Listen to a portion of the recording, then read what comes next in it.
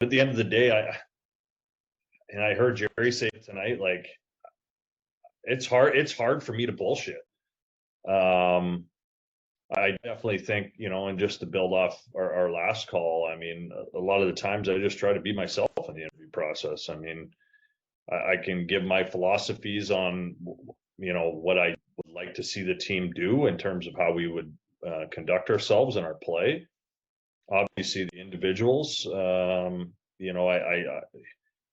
you do your homework as much as you can on the team and where they're at and what individuals, need nurturing and getting going for those jobs that you're applying for.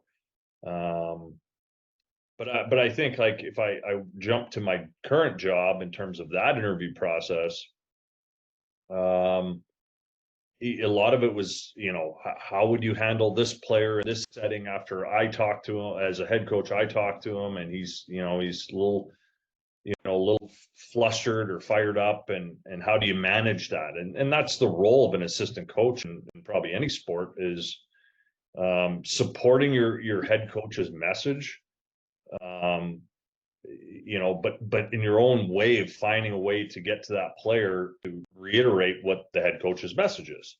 And I mean, that's the tool. I mean, as an assistant coach, is finding that, smooth talk that you might use with the player, um, knowing the player and what makes them tick.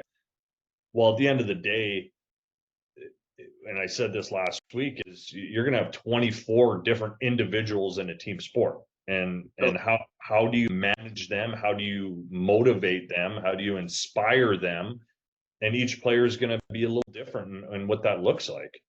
And so that was a big messaging for me personally, going through the interview process with Washington, over a year ago, and just being real with Spencer when I was going through it. And that's a little bit of my philosophy in terms of my experiences, over the last couple of years of interviewing. And there's no doubt there's things that, the failures I have had in a couple spots that I've got to be better, and learning more and being more prepared potentially, or